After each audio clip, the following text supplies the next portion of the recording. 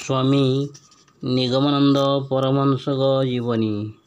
Biography of ସ୍ୱାମୀ ନିଗମାନନ୍ଦ ପରମହଂସ। ନିଗମାନନ୍ଦ ସରସ୍ୱତୀ ନଦିଆ ଜିଲ୍ଲା ଅନ୍ତର୍ଗତ ମେହେରପୁର ମହକୁମାରେ ଜନ୍ମଗ୍ରହଣ କରିଥିଲେ। ତାଙ୍କ ପିତାଙ୍କ ନାମ ଭୁବନ ମୋହନ ଭଟ୍ଟାଚାର୍ଯ୍ୟ ଓ ମାତାଙ୍କ ନାମ ମାଣିକ୍ୟ ସୁନ୍ଦରୀ। 1880 ଶ୍ରାବଣ ମାସ ଝୁଲଣ ପୂର୍ଣ୍ଣିମା ଦିନ ରାତ୍ର 2 ଘଟିକା ସମୟରେ ମାଣିକ ସୁନ୍ଦରୀଙ୍କ ଗର୍ଭରୁ ଜନ୍ମ ନେଇଥିଲେ ଶ୍ରୀ ନିଗମାନନ୍ଦ। ଭୁବନ ମୋହନ ତାଙ୍କର ଗୁରୁ ଭାସ୍କରାନନ୍ଦଙ୍କ ନିର୍ଦ୍ଦେଶାନୁସାରେ ପୁତ୍ରର ନାମ ରଖିଥିଲେ ନଳିନୀକାନ୍ତ।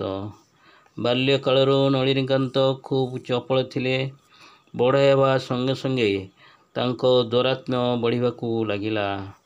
ଏସବୁ ଦୌରାତ୍ମ୍ୟ ଦୂର କରିବା ପାଇଁ ପିତା ଭୁବନ ମୋହନ ପୁତ୍ରର ଶିକ୍ଷା ଆଡ଼କୁ ମନ ବଳାଇଲେ।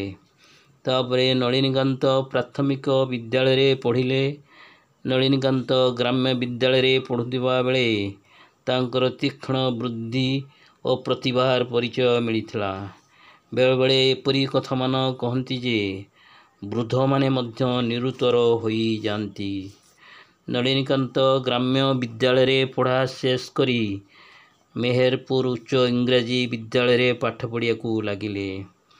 ସେ ସିଭିଲ୍ ଇଞ୍ଜିନିୟରିଂ ପାସ୍ କରି ସରକାରୀ ଚାକିରି କରିଥିଲେ। ସେ ବଙ୍ଗାଳୀ ବ୍ରାହ୍ମଣ ଥିଲେ। ବ୍ରତୋପନୟନ ପରେ ତାଙ୍କର ଧର୍ମ ପ୍ରବୃତ୍ତି ପ୍ରବଳ ହୋଇଥିଲା। ନିଗମାନନ୍ଦଙ୍କୁ 17 ବର୍ଷ ହୋଇଥିବା ସମୟରେ ସେ ସୁଧାଂଶୁ ବାଳାଙ୍କୁ ବିବାହ କରିଥିଲେ। ସେତେବେଳେ ସୁଧାଂଶୁ ବାଳାଙ୍କୁ ବୟସ ହୋଇଥିଲା 13 ବର୍ଷ। ନଳିନୀକାନ୍ତ ନିଜ ପତ୍ନୀକୁ ବହୁତ ଭଲ ପାଉଥିଲେ। ସୁଧାଂଶୁ ବାଳା ବହୁତ ସୁନ୍ଦରୀ ଓ ବୁଦ୍ଧିମାନ ଥିଲେ। ସେ ସିଭିଲ୍ ଇଞ୍ଜିନିୟରିଂରୁ ସିଦ୍ଧ ସାଧୁ ହୋଇଥିଲେ। ବହୁ ସାଧନା କରି ଶେଷରେ ସାଧନାର ଚରମ ସୀମାରେ ପହଞ୍ଚିଥିଲେ।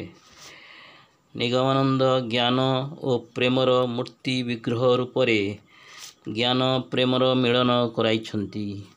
ଭକ୍ତି ଦ୍ୱାରା ଚିତ୍ତକୁ ଶୁଦ୍ଧ କରି ତାଙ୍କ ପ୍ରଚାରିତ ଆତ୍ମଜ୍ଞାନ ଓ ସ୍ୱରୂପ ଜ୍ଞାନ ଲାଭ କରିବା ହିଁ ଜ୍ଞାନ ଭକ୍ତିର ସମନ୍ୱୟ। ଏହା ହିଁ ସିଦ୍ଧିଲାଭର ସରଳ ପନ୍ଥା ବୋଲି ସେ ସ୍ୱୀକାର କରିଛନ୍ତି। ସେ ମହାସମାଧି ଲାଭ କରିବା ପୂର୍ବରୁ ନୀଳାଚଳ ଧାମରେ 14 ବର୍ଷ ବିତାଇଥିଲେ। 1935 ନଭେମ୍ବର 29 ତାରିଖ ଦିନ ଦିବା 1 ଘଣ୍ଟିକା 5 ମିନିଟ୍ ସମୟରେ ଦେହତ୍ୟାଗ କରିଥିଲେ। ନିଗମାନନ୍ଦ ସରସ୍ୱତୀଙ୍କ ବାଣୀ। ଅଭାବ ଅଶାନ୍ତିରେ ଗଢ଼ା ଏ ସଂସାର। ସୁଖ ଶାନ୍ତିର ଆଶା ଏଠାରେ ବିଡ଼ମ୍ବନା ମାତ୍ର। ଭଗବାନଙ୍କ ବ୍ୟତୀତ ପ୍ରକୃତ ସୁଖ ଆଉ କେଉଁଠାରେ ନାହିଁ। ଦୁଃଖ କଷ୍ଟରେ ଧୈର୍ଯ୍ୟ ହରାଅ ନାହିଁ। ସୁଖ ଅପେକ୍ଷା ଦୁଃଖରେ ଜୀବନର ମଙ୍ଗଳ ବେଶୀ ହୁଏ।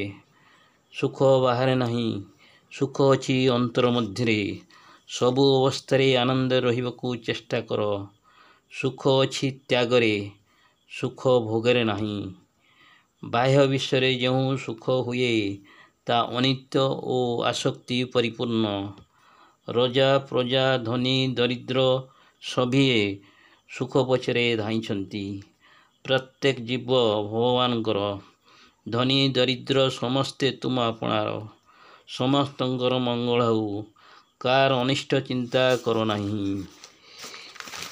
ଯଦି ପାରୁଛ ପ୍ରତ୍ୟେକକୁ ସାଧ୍ୟ ଓ ସୁବିଧା ଅନୁସାରେ ସାହାଯ୍ୟ କର। ଯାହାକୁ ଭଲ ପାଇବ ତାହାଠାରୁ ପ୍ରତିଦାନ ଚାହିଁବ ନାହିଁ। ନିଜକୁ ଭୁଲି ପରର ସେବା କର। ତାହେଲେ ଭଗବାନ ତୁମକୁ କୋଳକୁ ଟାଣି ନେବେ। ସବୁ କାର୍ଯ୍ୟ ଭଗବାନଙ୍କର। ସେ ଯାହାଦ୍ୱାରା ଯାହା କରାଇବାର କଥା ତାହା କରାଇବେ। କେତେ ପାପୀ ସୁଖରେ ସମ୍ମାନରେ ଜୀବନ ବିତାଉଛନ୍ତି।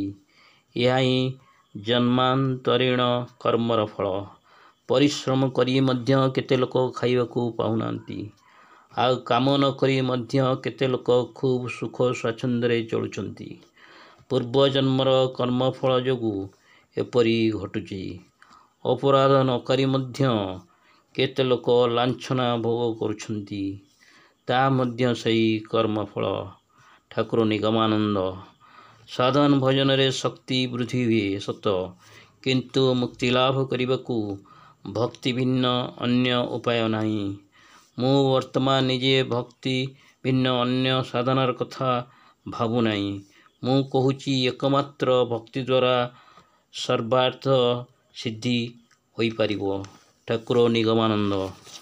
ଏ ଜଗତ ସମସ୍ତ ଭଗବାନଙ୍କର ଇଚ୍ଛାରେ ହେଉଛି। ମେହେନ୍ତର ତାର ନିଜ ଇଚ୍ଛାରେ କାର୍ଯ୍ୟ କରୁଛି, ସେଥିରେ ତାର ଘୃଣା ନାହିଁ।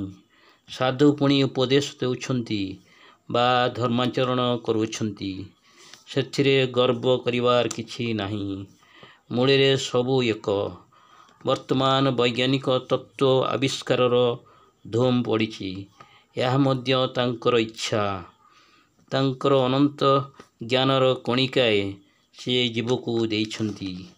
ତାକୁ ପାଇ ଜୀବ କ'ଣ ବୁଝିବ? ଯେତିକି ସେ ବୁଝିବାକୁ ପାଏ ସେତିକି ତାଙ୍କର କରୁଣା। ଯେତେବେଳେ ଯେଉଁ ଭାବ ପ୍ରଚାର ହେବା ଆବଶ୍ୟକ, ସେପରି ପ୍ରେରଣା ସେ ଜୀବକୁ ଦେଉଅଛନ୍ତି। ଜୀବ ସେହି ପ୍ରେରଣା ଲାଭ କରି ନୂତନ ସତ୍ୟ ଆବିଷ୍କାର କରେ। ମୂଳରେ ସେ ଜୀବ ନିମିତ୍ତ ମାତ୍ର। ଠାକୁର ନିଗମାନନ୍ଦ। ଶ୍ରୀ ଜୟଗୁରୁ, ଶ୍ରୀ ଜୟଗୁରୁ, ଶ୍ରୀ ଜୟଗୁରୁ।